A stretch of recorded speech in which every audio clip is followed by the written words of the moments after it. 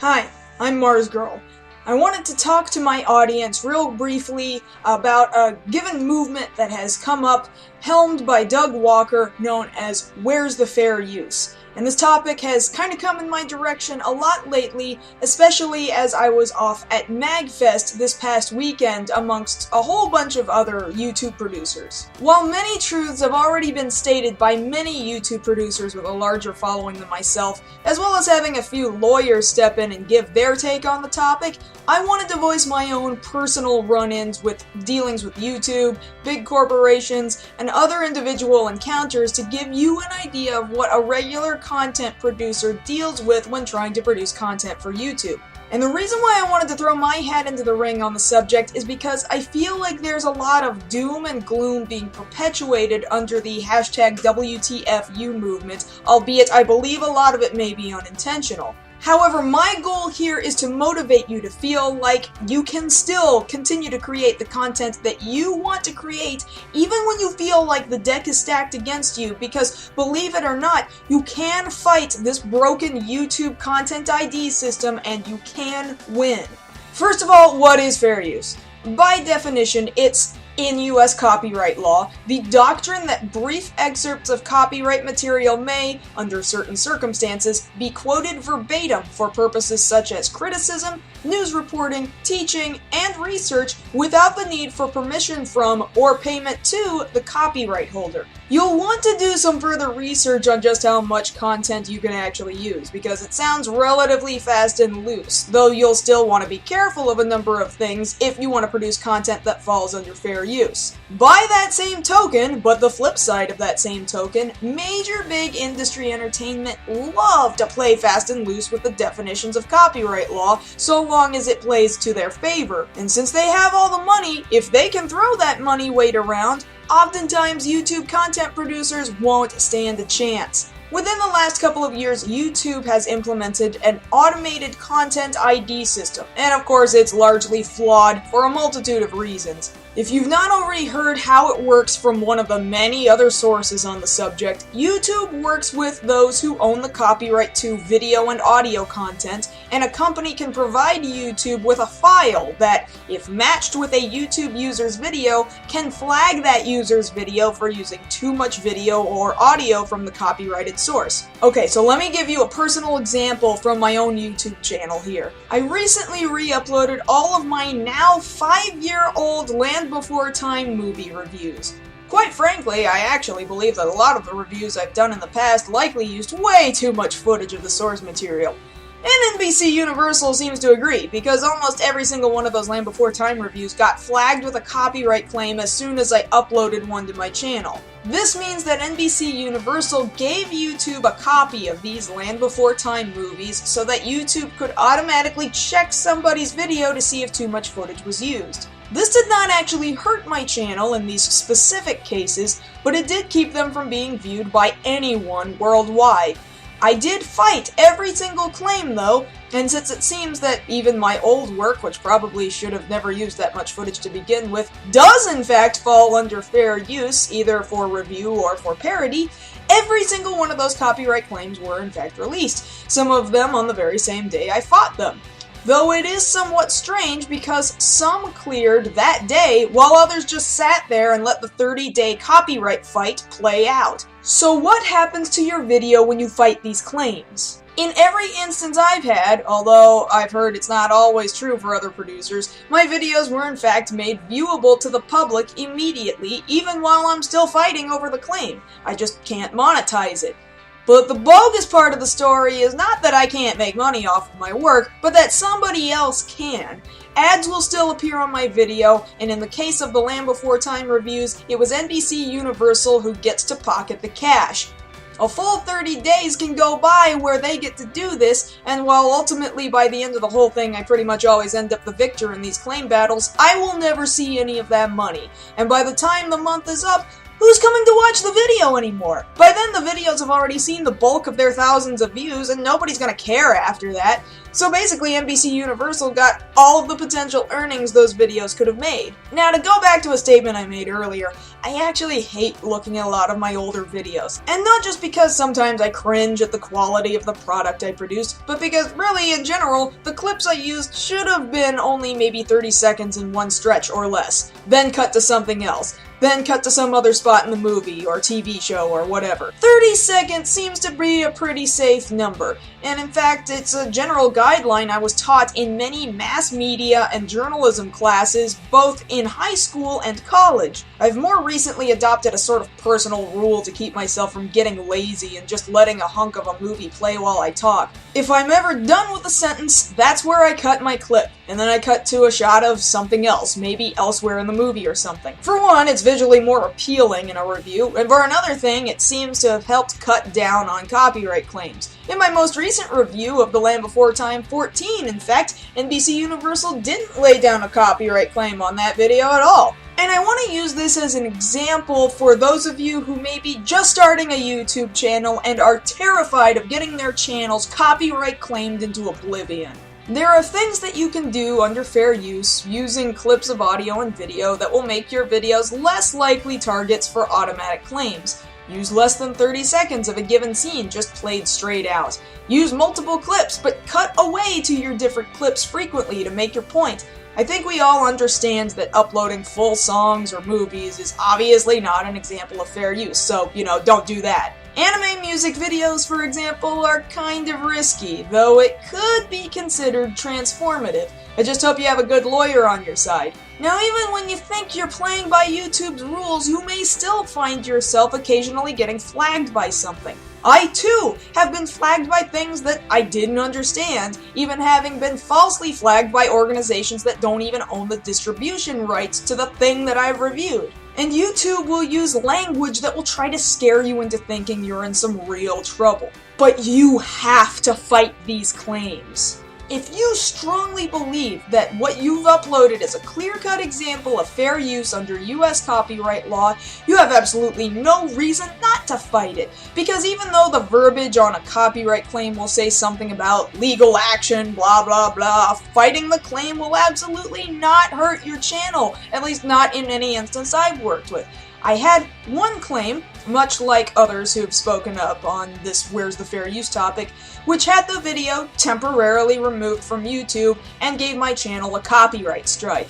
It limited my uploads to only 15 minutes in length, removed my ability to monetize my work, and kept me from being able to perform live streaming YouTube events. However, as annoying as the process was, I fought the claim, won, and had the strike removed from my channel, and now I'm back in business like none of that garbage ever happened. Now, I realize that not everybody's story ends up like mine, and that some people who get hit with multiple claims at a time will also receive multiple strikes at a time suddenly out of the blue. This, I feel, gives all the more reason to fight. I promise you, not all hope is lost. The worst thing that will happen is that the copyright holder of the content in question will review your counterclaim and decide, nope, we meant to do that, and keep your video blocked, which doesn't hurt your channel any more than it's already been hurt. Of course, what sucks after that is, if you still want to counterclaim, if you really believe that you are in the right in having uploaded your video, you will then have to basically say, see you in court, which is something most YouTubers can't afford to do, and is something that big media companies totally count on. I've only reached this stage for one video, with my older review of Fritz the Cat, where I fought their copyright claim on the video, and I lost. I'm totally not in a position to go to court over it, so I'm not about to push it any further, but in reality, that's one of the older reviews that totally used a lot of footage. It's possible I could win, but I'd need a pretty good lawyer now, which I couldn't possibly afford. But this is not a reason not to fight for your content. Otherwise, I've won every single fight, and if we just bring attention to other details that are harder to fight or still suck, then I know that together we as a community can overcome this. Now, aside from video content, I do also want to address audio content, because in some cases, music is much more heavily policed on YouTube. In this situation, I want to cite a couple of different examples. First of all, much like my statement with video, sticking to around 30 seconds or less of audio in one stretch without cutting away to something else is probably your safest bet, although copyright holders are actually free to tell YouTube just how much of their content they want you to recognize before it flags a video. There was a pretty big instance where I went beyond my typical 30 seconds rule in the movie Farewell Fami Kamen Rider, a movie my husband, myself, and tons of other people helped to create in memory of our friend Justin Carmichael. While most of the soundtrack was a mix of royalty-free music and compositions specific to the movie by Patrick Simpson, there was one song used in the movie called Yaiba by a Japanese group called The Back Horn. I originally fought with other people involved with making the movie over using the song because I didn't want to use a lot of copyrighted music, but was ultimately convinced to use it because it was important to the history of one of Justin's characters that appeared in his older works and of course appears in this tribute movie. But the song lasts just a little over 30 seconds, and when I initially uploaded the movie it was flagged and was blocked from being viewed in Japan. I was bummed about it, but ultimately I decided to let it go because most of the viewers were going to be an English-speaking audience anyway, and I was never planning on earning money off the movie to begin with since it's a tribute movie for a person who's no longer with us. But around the same time YouTube Red was announced to the world, many Japanese record labels started flagging videos with their music left and right all over YouTube, and that included Victor Entertainment claiming Farewell Fami Kamen Rider and blocking it from North America, where the core audience was going to be coming from. I was crushed because this was a movie, while being incredibly cheap, flawed, and amateured, was created with so much love from so many people who loved the man the movie is dedicated to, and I just couldn't let the movie be blocked to people who wanted to see it and remembered Justin. It was then that I decided the only thing I could possibly do was basically beg Victor Entertainment for forgiveness and understanding. In my counterclaim, I explained that the movie was a memorial project in which no one planned on ever earning any money or utilizing monetization on the video, explained that the song was important to this person, who is now no longer with us, cited that the song is presented in an incomplete form and that there's lots of talking and sound effects taking place over it, and finally pleaded with them to allow Justin's thousands of fans from around the world to be able to see the movie and love and mourn him through it. So yes, I will admit to begging to be spared. But you know what? It worked, and within a matter of days the issue was cleared up, and Farewell Fami Kamen Rider continues to be available today for free to everyone around the world with no one earning any money off of it, neither myself nor Victor Entertainment. Audio can be something of a tricky thing. It can be argued that how you use it can be viewed as a transformative work, so even I am occasionally still working on the balance of that. But then you can occasionally get flagged even when you're doing something you think is okay.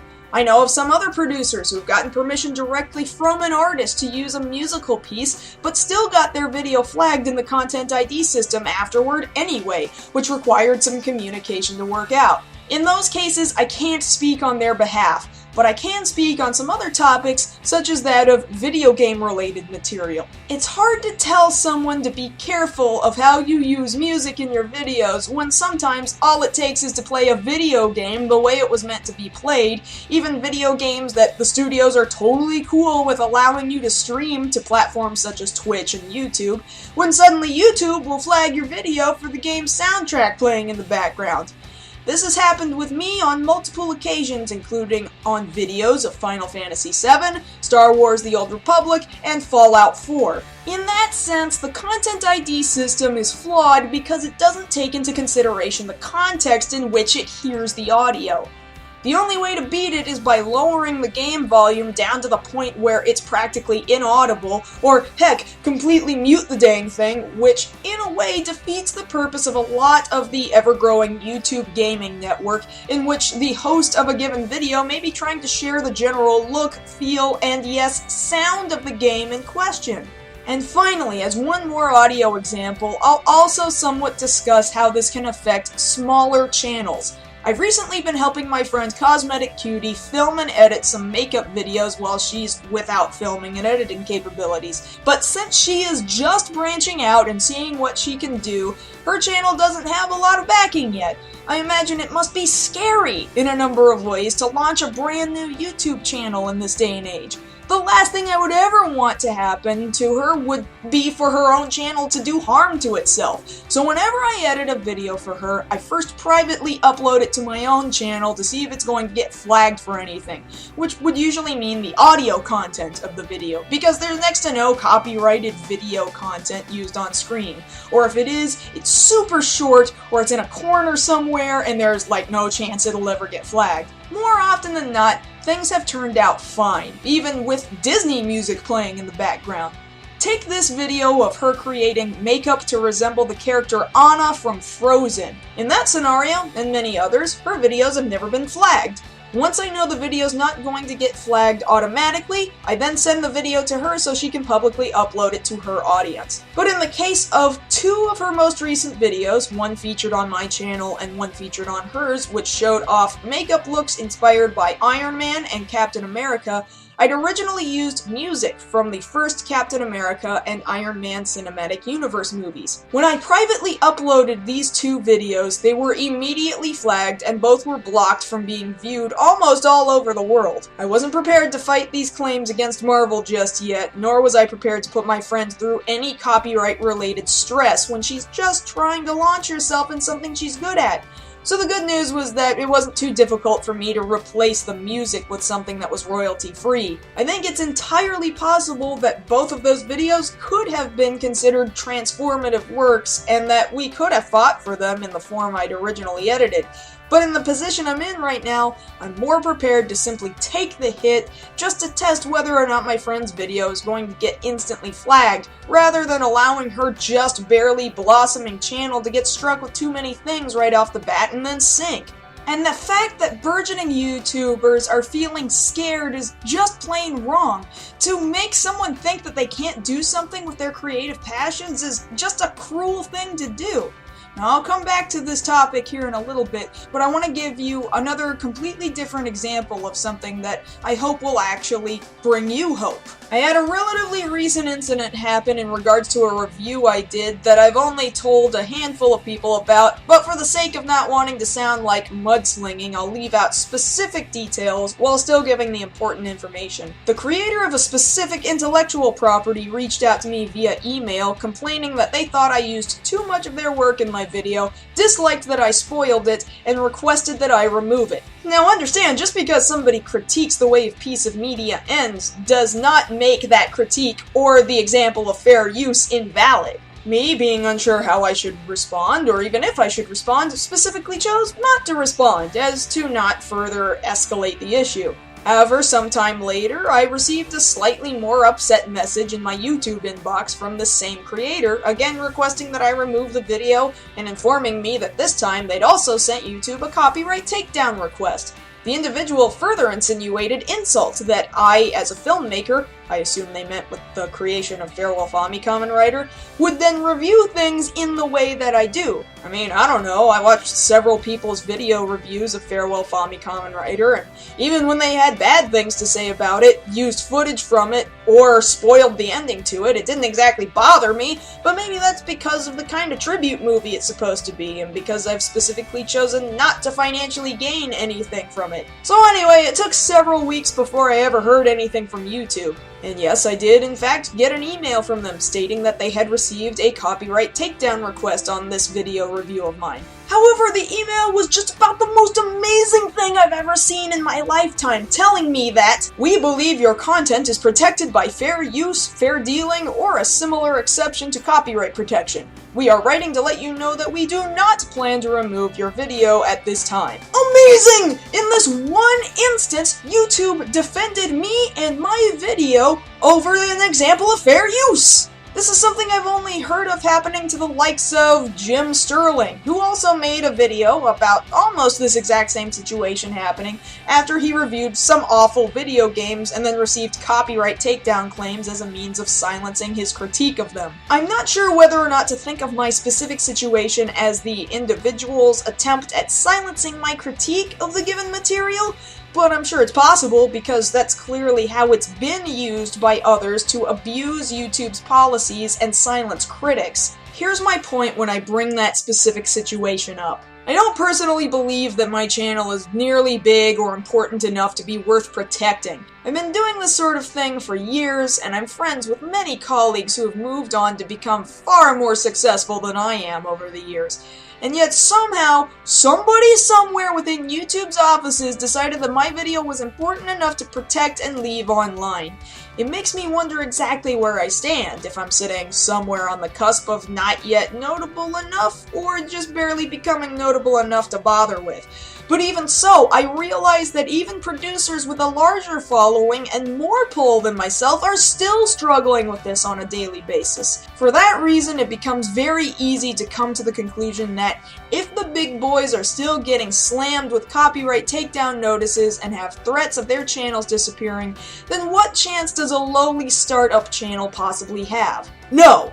Stop telling yourself that. Nothing is going to get better if you tell yourself that. I'm here as proof that despite the fact that sometimes you have to beat copyright crap off with a stick, you can still make it. You can still survive so long as you're willing to work and fight for your protections. I can almost guarantee you, YouTube does not want to be placed in this position. There are some things about the law that perhaps need to be protected and changed. But honestly, it's not the law or YouTube you have to worry about. It's big, old media companies with billions of dollars throwing their weight around and making big legal decisions by devouring smaller fries that can't possibly defend themselves. And of course, YouTube and Google don't want to lose business with these entities either. Google continues to grow and gain clout, but it's not enough yet to be able to completely stand up to companies like NBC Universal, Viacom, Virgin Records, or any other big-name company.